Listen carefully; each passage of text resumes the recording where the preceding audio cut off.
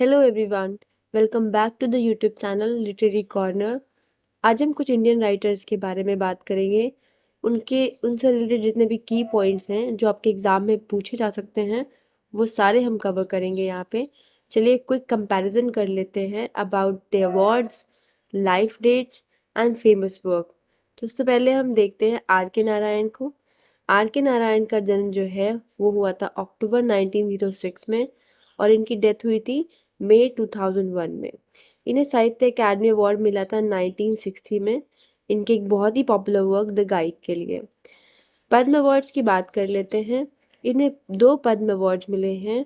जो most highest civilian award है India में, पद्म भूषण मिला था इन्हें 1964 में और उसके बाद 2000 में पद्म विभूषण भी इन्हें मिला था। इनका जो मोस्ट पॉपुलर वर्क है ना, वो है the guide and Swami and the friends. इसके अलावा आपने आर के नारायण का जब भी नाम सुना होगा तो आपने इनका जो फिक्शनल टाउन है मालगुडी डेज, उसके बारे में ज़रूर सुना होगा। वो पूरी एक सीरीज़ आती है जिसमें बहुत सारी स्टोरीज जो है इंक्लूडेड है। नेक्स्ट हम बात कर लेते हैं मुल्क राज आनंद की। इनका जन्म जो है ना 1905 में हुआ था, जस्ट 1 ईयर बिफोर आर के नारायण। और इनकी जो डेथ है वो आर के नारायण से 3 इयर्स हुई थी, सितंबर 2004 में। साहित्य अकादमी देख लेते हैं। साहित्य अकादमी अवार्ड इन्हें मिला था 1971 में। इसको भी मैं कंपेयर कर लेती हूँ। आर के नारायण जी को 1960 में मिला था, 1960, और इनको 1971। ठीक है। इनके बहुत पॉपुलर वर्क के लिए मॉर्निंग फेस। नेक्स्ट पद्म अवार्ड्स के बारे में बात कर लेते हैं। इनको पद्म भूषण मिला था 1967 में। अब देखिए, अगर आप इनको ही देख लेंगे तो इसमें इनके जो पद्म अवार्ड्स हैं 1967 और उसके बाद साहित्य अकादमी अवार्ड है 1971, इसको भी आप कंपेयर कर सकते हैं। इनका जो मोस्ट फेमस वर्क है वो है अनटचेबल, जो वर्ल्ड वाइड फेमस है, मतलब सिर्फ इंडिया में नहीं, बाहर की कंट्रीज़ में भी फेमस है। इसके अलावा इन्होंने बहुत से और इम्पोर्टेंट वर्क भी लिखे हैं जैसे कि कुली। इसके अलावा the two leaves and the birds, ये कुछ इम्पोर्टेंट वर्क्स हैं इनके। एक्स्ट्रा इन्फॉर्मेशन के लिए आपको बता दूँ, इनका ये जो वर्क है ना मॉर्निंग फेस, जिसके लिए इन्हें साहित्य अकादमी अवार्ड मिला है, ये एक ट्रायोलॉजी का पार्ट है और एक ऑटोबायोग्राफिकल वर्क भी है जिसके लिए इन्हें साहित्य अकादमी अवार्ड मिला था। ठीक है, तो ये क्लियर हो गया ना आपको। इसके अलावा अगर आप इनके वर्क्स को देखें तो इनके सारे ही वर्क्स बहुत इंपॉर्टेंट हैं। अदर देन अनटचेबल, जैसे मैंने बताया, कुली है, the two leaves and the bird है। इसके अलावा इनकी एक ट्रायोलॉजी है, village across the black river, 1939 में आया था। द स्वॉर्ड 1940 में आया था। द सिकल 1942 में आया था। ठीक है। और जो सबसे इम्पोर्टेंट वर्क जो मुझे लगता है, जो मेरा फेवरेट है, वो है private life of Indian Prince. इसको आप ज़रूर से जाके पढ़िएगा, बहुत अच्छा वर्क है ये। ठीक है, नेक्स्ट हम बात कर लेते हैं हमारे नेक्स्ट राइटर की, जो कि है अमिताभ घोष। ये मॉडर्न राइटर में आते हैं। इनका जन्म हुआ था जुलाई 1956 में और अभी भी ये अलाइव हैं। इन्हें साहित्य अकादमी अवार्ड मिला था 1989 में। ठीक है। इनके वर्क द शेडो लाइंस के लिए बहुत सारी जनरेशन दिखाई हैं अपने इस वर्क में इन्होंने। और इसके अलावा इन्हें पद्म अवार्ड में जो है पद्मश्री मिला है 2007 में। इनकी मोस्ट फेमस वर्क में the shadow lines he included है। इनके और भी बहुत सारे इंपॉर्टेंट वर्क्स, जैसे कि द सर्कल ऑफ रीजन 1986 में आया था। द कैलकाटा क्रोमोसोम 1995 में आया था, एक साइंस फिक्शन है। द ग्लास पैलेस 2000 में आया था और द हंग्री टाइड 2004 में आया था। ये कुछ इंपॉर्टेंट वर्क्स थे।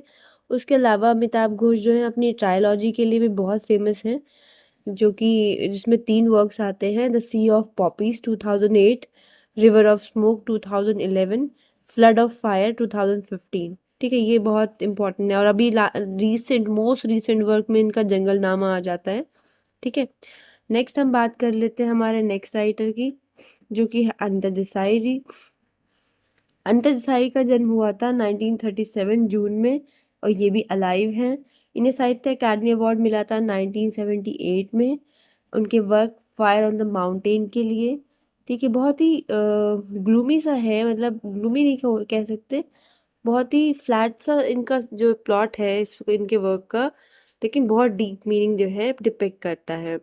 उसके अलावा इन्हें पद्म भूषण भी मिला था 2014 में, ये याद रखने वाली बात है। मोस्ट फेमस वर्क में इनका आता है क्लियर लाइट ऑफ डे। मैं आपको बता दूं, क्लियर लाइट ऑफ डे जो है इस वर्क के लिए इन्हें बुकर प्राइज़ के लिए नॉमिनेट भी किया गया था, मतलब शॉर्ट लिस्टेड हुई थी पर प्राइज़ नहीं मिला था। एक्चुअली अनीता देसाई जी को जो है बुकर प्राइज़ के लिए 3 बार शॉर्ट लिस्ट किया गया था। पहले इनके work clear light of day 1980 के लिए, फिर इन कस्टडी 1984 के लिए, देन फास्टिंग फीस्टिंग 1999 के लिए जो है शॉर्ट लिस्ट किया गया था। आपको बता दूं कि इन्हें जो है ब्रिटिश गार्डन अवार्ड भी मिला है इनके work the village by the sea के लिए।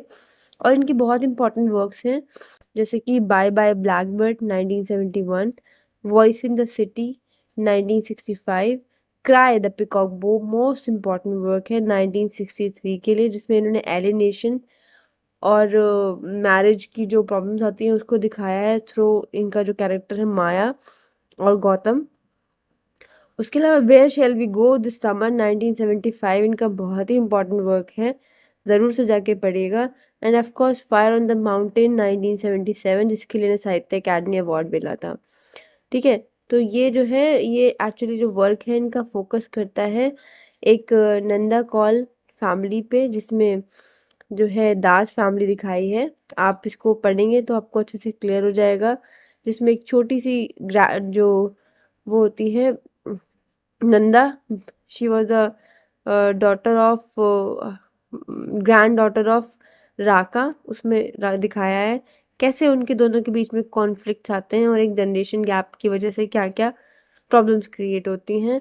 That is actually shows by under Desai fire on the mountain. Next देख लेते हैं हम, हमारे नेक्स्ट राइटर हैं विक्रम सेठ। इनका जन्म जो हुआ था वो हुआ था जून 1952 में, ये भी अलाइव हैं। साहित्य अकादमी अवार्ड इन्हें मिला था 1988 में इनके वर्क द गोल्डन गेट के लिए, और इन्हें भी पद्म भूषण पद्मश्री अवार्ड मिला था 2007 में। ठीक है, और इनका जो मोस्ट फेमस वर्क है ना वो है अ सूटेबल बॉय। ठीक है, आपको बता दूं कि विक्रम सेठ को जो है बहुत सारे राइटर्स के साथ कंपेयर किया जाता है अपने इस वर्क के लिए, जैसे कि लियो टॉल्स्टॉय, उसके अलावा जेम्स जॉयसी, हॉरेस दी ब्रेजर and Charles Dickens. Of course इनसे इन्हें कंपेयर किया जाता है। कुछ और important writers I mean works के बारे में बात कर लेते हैं। इनकी बहुत इंपॉर्टेंट पोएम्स हैं। मैपिंग जो आई थी 1980 में, the tale of melon city 1981, the humble administration garden 1985, all you who sleep tonight 1990। उसके अलावा इनका एक द चाइनीज पॉट्स बहुत इंपॉर्टेंट है। और बीस्टली टेल्स इनकी एक ट्रायोलॉजी समझिए, beastly tales from higher and here and there, और जिसमें 10 फेबल्स हैं जो कि टेट्रामीटर कपलेट में लिखी गई है, बहुत ही ज़्यादा पॉपुलर है। समर रिक्विम इनका एक वर्क है, वो भी बहुत पॉपुलर है। उसके अलावा इन्होंने चिल्ड्रन फिक्शंस भी लिखे हैं, जिसमें the louse and the mosquito poem पढ़ी होगी आपने, बहुत ही इजी एंड डीप मीनिंग रखने वाली पोएम्स इन्होंने लिखी हैं। ठीक है, तो ये इनका वर्क था विक्रम से। नेक्स्ट चलते हैं, नेक्स्ट राइटर हमारे हैं अरुंधति रॉय, जिनका बर्थ जो था यानी कि जिनका जन्म हुआ था नवंबर 1961 में, ये भी अलाइव हैं। इनको कोई अवार्ड नहीं मिला है न, मतलब इनको अवार्ड तो मिला है, बुकर प्राइज मिला है, पर इन्हें अभी तक साहित्य अकादमी अवार्ड और पद्म भूषण अवार्ड नहीं मिला है। और इनका मोस्ट फेमस वर्क जो है वो है the god of small things. इनका जो गॉड ऑफ स्मॉल थिंग है ना, ये जो है it's a story about 2 children, एस्टा and राहेल। उनकी जो मदर है, उनकी जो आंट है, उस पे स्टोरी जो है रिवॉल्व करती रहती है। और इसमें गैप भी दिखाया है, मतलब 10 ईयर्स अराउंड का गैप भी आपको देखने को मिलेगा, सॉरी 23 ईयर्स का गैप देखने को मिलेगा। अरुंधति रॉय के बारे में आपको बता दूं कि ये जो हैं एक ऑथर भी हैं, एक स्क्रीन प्ले राइटर भी हैं और एक एक्टिविस्ट भी हैं। इन्होंने बहुत सारे वर्क जो है वो बेटरमेंट, ह्यूमन बेटरमेंट के लिए लिखे हैं, जैसे कि द नर्मदा डैम प्रोसेस लिखा है, कश्मीर कॉन्फ्लिक्ट में पार्टिसिपेट किया है, Hindu nationalism and RSS, capitalism and inequality in India, ये सारे जो है इन नॉन फिक्शंस पे भी इन्होंने बहुत ज़्यादा फोकस किया है आफ्टर 2000।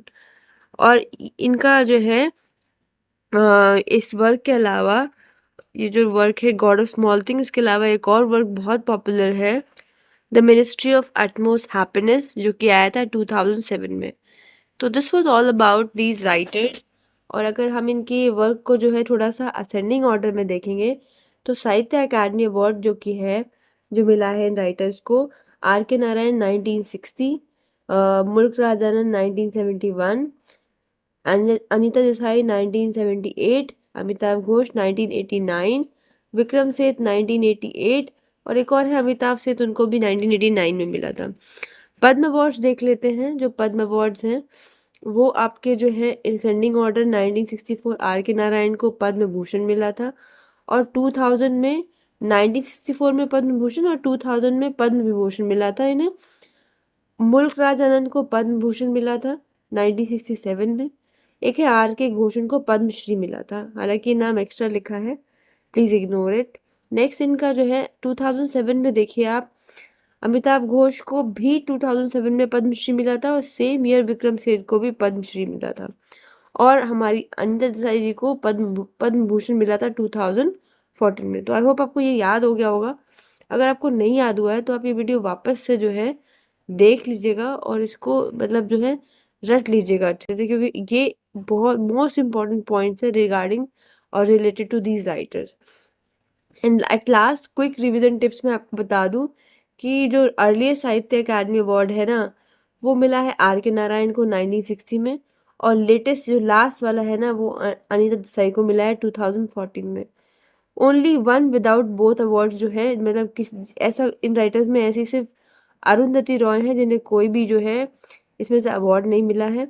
और मोस्ट आइकॉनिक नॉवल ग्लोबली जिनकी मानी जाती है, the god of small things.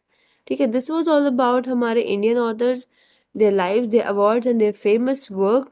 तो आप अच्छे से इसको पढ़ लीजिएगा। इनसे क्वेश्चन आपको जो मतलब इनसे अगर कोई क्वेश्चन पूछा जाएगा तो I am sure these are the most important points. ठीक है, और अगर आपको कोई भी मतलब डाउट हो तो प्लीज़ कमेंट करके मुझे बताइए, मैं आपके डाउट्स को क्लियर करूँगी। Till then good bye.